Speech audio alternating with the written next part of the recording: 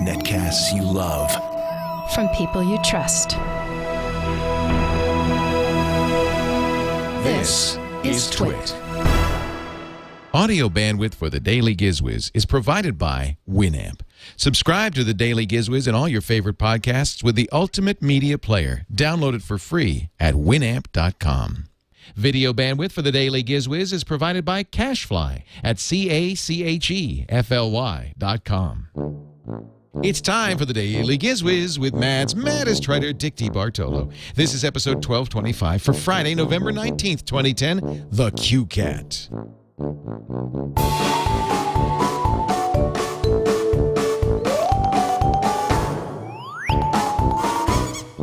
And now, get ready for Dick. You're a Giz Wiz, Mr. D. Your warehouse reigns supreme. With racks of gadget oldies and stacks of mads a moldy dickety. You're more fun than original two-straw Brooklyn, New York candy store egg cream in Dick's Gadget Warehouse. They're geeky and they're goofy. Together they are loopy. When gadgets pass away, he takes them out to play in Dick's Gadget Warehouse. And now, ladies and gentlemen, the star of our show, Dick DeBartolo. And thanks to Bill Houghton. Or Houghton, I'm sorry. No L. Bill Houghton. No, Holton. No, Houghton. No, Houghton. No, Holton. I'm having an argument with myself. Hey, you say Houghton, I say Holton. His name is Holton. You wrote Houghton, but it is Holton. Oh, did I? Oh, thanks okay. to him for that. The end. All right. Oh, sure. I trust the way he spells it. Oh, man. Hey, Dickie D, how are you?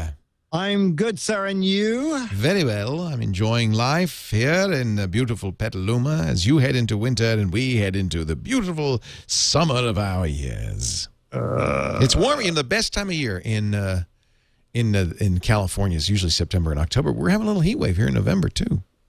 Well, we're going to have one next week. It's supposed to go into the low 60s, which for us is, really unique for November. Wow. So Yeah. I'll take it. Yep. So you have gone into the warehouse. Well, actually, with the help of someone else. So I'm going to read his letter. So we're going to do a little backwards. If you could play the letters theme now. I will. And since we're in the warehouse, we'll play the original letters theme that we used to use back in the 40s when we were doing this show. Oh, wow. Yeah. This. It's memory lane time. Here come the letters, those lovely letters. Here come the GizWiz letters. Oh, yes. The old Bingle and the letters theme. And the letter is from Carrie Kitson, who said, I cannot remember exactly when I got the CueCat. Oh, yeah. I know the guy who developed that. Oh, okay. Dave Okay. Randolph, At the yeah. time, I was on the mailing list at Radio Shack and had received a coupon to pick up a free CueCat barcode reader. I was interested in it because it was a new device for my computer that would take me right to websites without typing, and it was free. Anybody who's been to Radio Shack knows they don't give away anything there for free. I hardly used the device. I figured I already had the product in hand, and I bought it for a reason. I wanted to know what other products the company had to offer, and the CueCat got me only part of the way there. So the cat found itself put to sleep. I stored it in a box, only to be found by me years later when the only thing I could think of was to send it to a place where gadgets live on in the afterlife of their technical demise, Dick's Gadget Warehouse. Dick, if you choose to bring this cat back to life, maybe it can keep the Gadget Warehouse mice and rats at bay. Other than that, it makes a good red flashlight if you can stay really close to your computer.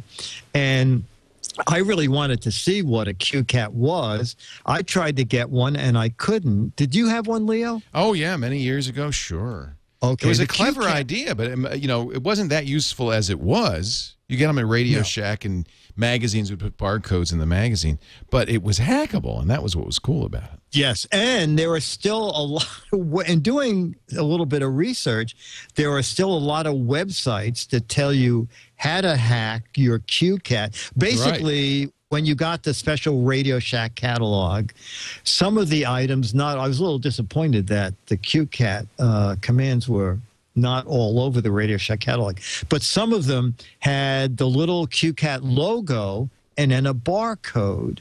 And so as you went through the catalog sitting by your computer, you would turn the CueCat facing down so the little light could read the barcode, and then your computer magically would go to that company's website, and you could get more information than you could find in the Radio Shack catalog.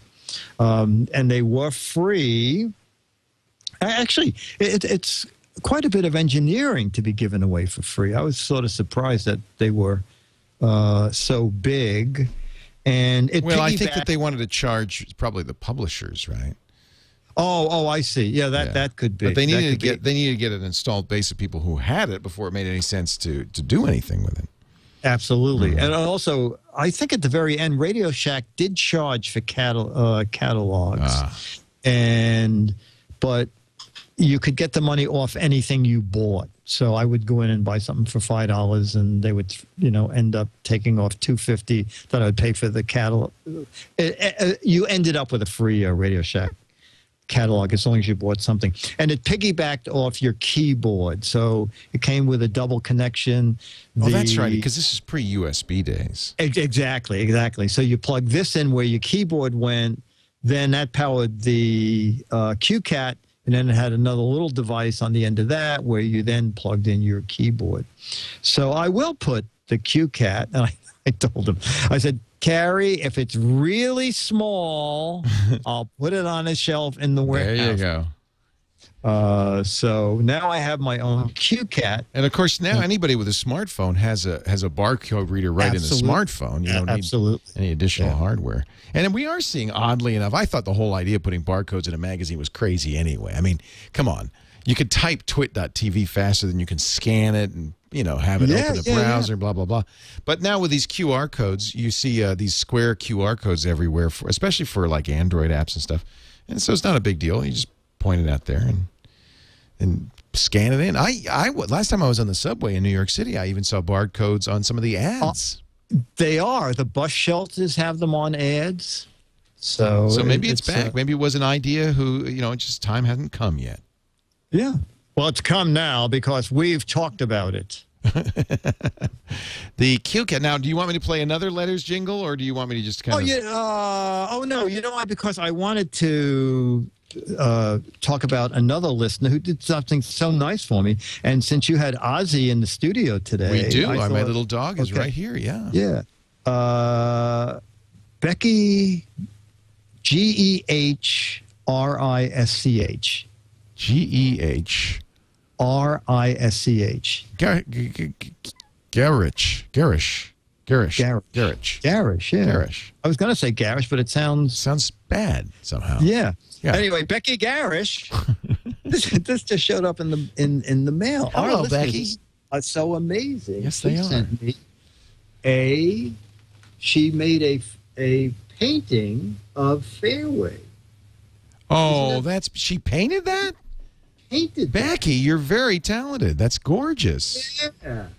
So what I'm going to do is I emailed her and asked her if she had a website, and then on Monday I'll do a TWiT pic, and I'll send this out with her website in case she sells artwork or something. But it's just amazing what people will send. Let me see if the... no, I don't have the other thing. No, but it's really great that our listeners just do stuff for us. I love it. And then you say something. Oh, I'm sorry. I'll be here. Oh, no, I was drowsing. Oh, no, I thought maybe one of your crops had come in. Yeah, okay. Yeah, I got some cauliflower emergency in We Rule. So, yes, that's fine. I'm glad Becky sent you a picture of your dog. Have a great Thanksgiving, Dick. I'm not going to talk to you, I guess. Well, actually, I will. Oh, yes, I'll but in our other life, I will. I'll be here.